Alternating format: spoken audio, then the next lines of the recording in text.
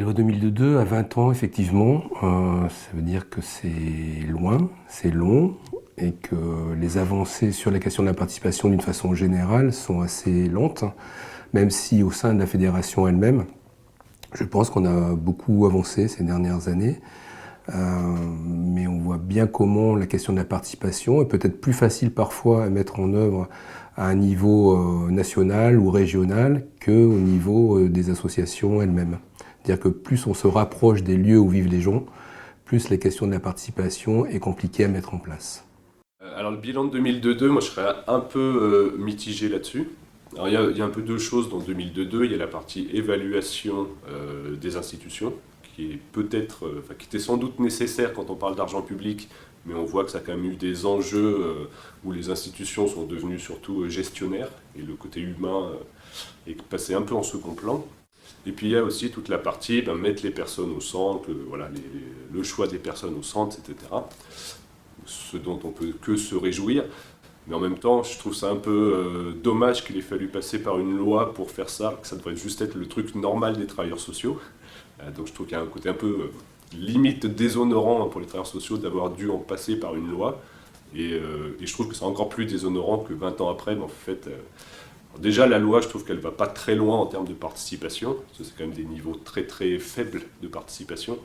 Et en plus, on voit que sur le terrain, en fait, c'est pas du tout appliqué partout, et loin de là même.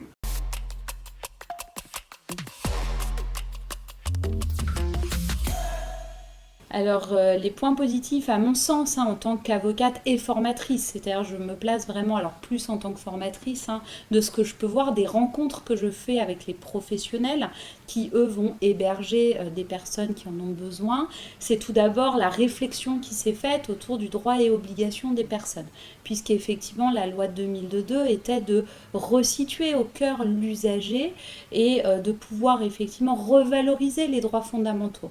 Et donc, le point vraiment pour moi positif, et j'ai vu cette évolution, en tout cas en tant que formatrice, de réflexion qui a été menée autour des pratiques des professionnels. Au niveau de la fédération, que ce soit au niveau national ou au niveau régional, nous avons mis en place des collèges pour les personnes accompagnées. Donc là, c'est une réelle avancée, puisque ça a permis d'avoir l'ensemble des parties prenantes, que ce soit, puisqu'en même temps, en parallèle du collège personnes accompagnées, il y a eu aussi le collège des salariés non cadres, donc toutes les forces associatives sont ainsi représentées. Nous avons aussi développé des actions comme le collectif Soif, où les personnes accompagnées, qu'on appelle personnes ressources, sont associées à nos actions, par exemple, de formation, et du coup deviennent des formateurs auprès de travailleurs sociaux, d'intervenants sociaux dans les différentes écoles. Et c'est une vraie avancée, puisque ça permet de gagner du temps.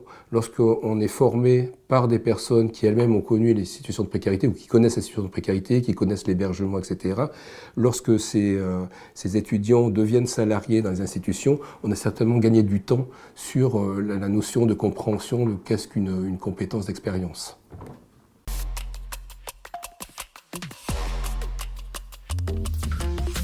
Premièrement, les autres structures ne mettent pas forcément en place un CVS ou conseil de vie sociale.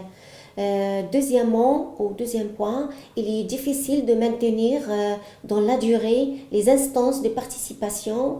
Il y a trop d'associations qui ne mettent pas en place des CVS.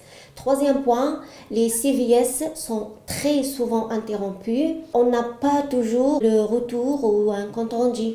Quatrième point, il n'y a pas assez de formation pour les travailleurs sociaux. Ils ne savent pas ce que c'est la participation et du coup, il faut qu'ils apprennent à animer un CVS. Ce qui pose problème aussi dans la mise en place de la participation dans le cadre de cette loi du 2 janvier 2002, c'est aussi au niveau des travailleurs sociaux. Ils sont vraiment pris dans des injonctions paradoxales permanentes, notamment avec le fait qu'on leur demande de plus en plus de créativité, de mettre en place de la participation, de faire du collectif. Mais à côté de ça, on les restreint en termes de moyens, de temps, on leur demande d'être davantage de bureaucrates, de remplir des logiciels, des dossiers. Et pour moi, ça constitue vraiment un frein à leur nouveau travail, en fait, de se développer sur un point de vue plus horizontal avec les personnes. Au niveau de la fédération, toujours, ce qui fonctionne un peu moins, c'est pas que ça fonctionne un peu moins, c'est qu'on a toujours l'engagement, en fait, lorsqu'on prend de nouveaux administrateurs, là je parle du volet administrateur, il faut se donner les moyens de cet accompagnement-là. C'est-à-dire qu'un conseil d'administration, ça se prépare, ça se débriefe, donc il faut du temps. Il faut du temps pour pouvoir accompagner les personnes et qu'elles aient aussi le sentiment qu'elles ont toute la légitimité pour pouvoir s'exprimer.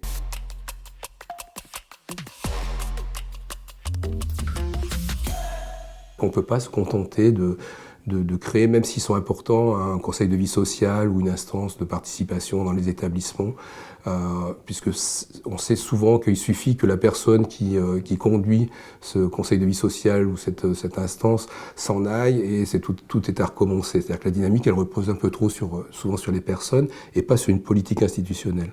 Pour que ça soit une politique institutionnelle, il faut tirer tous les bouts. C'est-à-dire qu'il y a bien sûr, mettre en place ces instances-là, mais aussi développer la reconnaissance du savoir d'expérience. C'est-à-dire on salarie des personnes pour leurs compétences et non pas pour leur diplôme.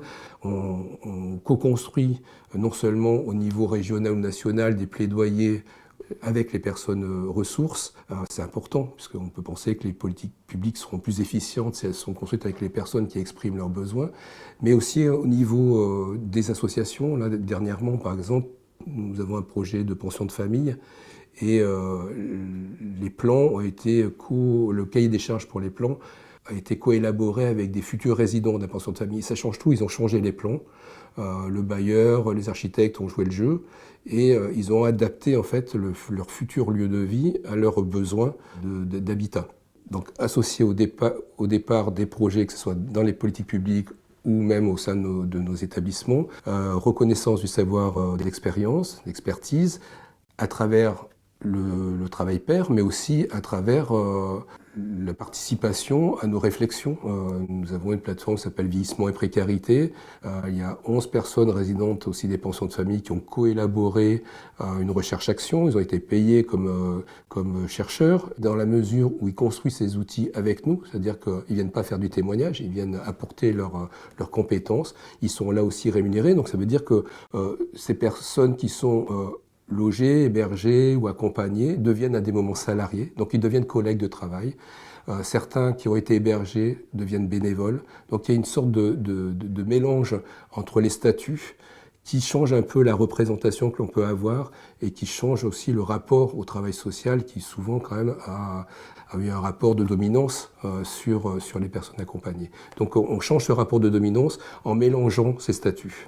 Le fait de redonner du pouvoir d'agir aux personnes que nous accompagnons, logeons ou hébergeons, c'est-à-dire du coup de leur redonner du pouvoir dans le cadre de nos accompagnements, mais aussi dans la sphère dans laquelle on intervient, dans l'environnement, permet aussi de déstigmatiser les personnes, puisque du coup elles s'inscrivent aussi dans un contexte local, elles vont intervenir, et le fait de se côtoyer permet de mieux se connaître, et souvent lorsqu'on se côtoie un peu plus, on s'apprécie plus forcément, et ça fait tomber un certain nombre de représentations qu'il peut y avoir sur les personnes en situation de précarité, et de comprendre comment elles peuvent elles-mêmes amener à la société et pouvoir développer des partenariats hors du social.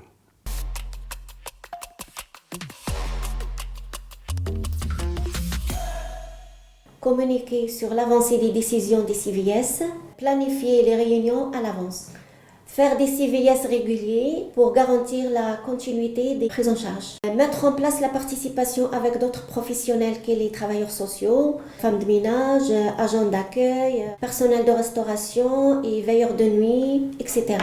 Et pour finir, mettre en place des formations sur la participation pour les travailleurs sociaux. Pour dire, voilà, sinon, si on nous a écoutés, ça nous rassure, on veut dire si on aura mieux le retour. Alors moi, mes recommandations, ce serait de se mettre vraiment à la place des personnes et d'essayer de se mettre dans leur tête de ce qu'elles vivent et de se dire, voilà, comme je disais, qu'est-ce qui serait supportable pour moi et est-ce que moi j'accepterais ce qu'on m'impose. Après, moi j'ai quand même un espoir, c'est autour de la formation. Parce que je pense que les jeunes travailleurs sociaux qui sortent des écoles, ils sont quand même pas mal imprégnés de ces notions de participation. Et voilà, maintenant je pense que quand ils commencent à arriver sur le terrain, ils sont plus dans ces visions un peu surplombantes. Et je pense que petit à petit, ça va changer les choses dans les institutions. Donc ouais, moi je crois beaucoup à la formation, alors en initiale et puis formation continue, même des travailleurs sociaux en poste. Je pense qu'il faut continuer le travail sur les outils et vraiment se dire que les outils imposés par la loi de 2002 ne doivent pas être un frein. Mais au contraire, se dire que ces outils-là peuvent être des outils qui peuvent être aidants pour la pratique professionnelle, mais pour ça, il faut se les approprier. Donc pour se les approprier, il faut d'abord les avoir travaillés et comprendre pourquoi il y a des obligations, pourquoi il y a des droits. Et une fois que je pense qu'on a compris, on est en capacité de les utiliser pour une aide au travail social finalement. Ce que je propose, c'est de renforcer la formation continue à la fois des équipes de travailleurs sociaux, des chefs de service, des directions, mais aussi des conseils d'administration sur la participation, en proposant un accompagnement sur la durée et sur le long terme. Nous parlons là beaucoup de la loi 2002. Elle est importante puisqu'elle crée des obligations sur les questions de participation et de droits des usagers dans nos établissements. Mais il faut qu'on aille au-delà, c'est-à-dire que ce n'est pas suffisant. La loi 2002, elle s'adresse qu'aux établissements sociaux, médico-sociaux. Donc par exemple, dans notre secteur, ça va concerner les CHRS, centres d'hébergement et de réinsertion sociale, ou les foyers de jeunes travailleurs, mais tous nos autres dispositifs, résidences sociales, pensions de famille, nos services d'accompagnement, etc., doivent aussi prendre en compte cette question. Donc il faut aller au-delà de la loi 2002 et que le périmètre sur lequel on travaille sur les questions de la participation soit sur l'ensemble des activités de nos associations et pas simplement sur celles éligibles. Et j'ai oublié un truc, c'est que la participation, la première règle qu'il ne faut jamais oublier, c'est que la participation, c'est jamais obligatoire.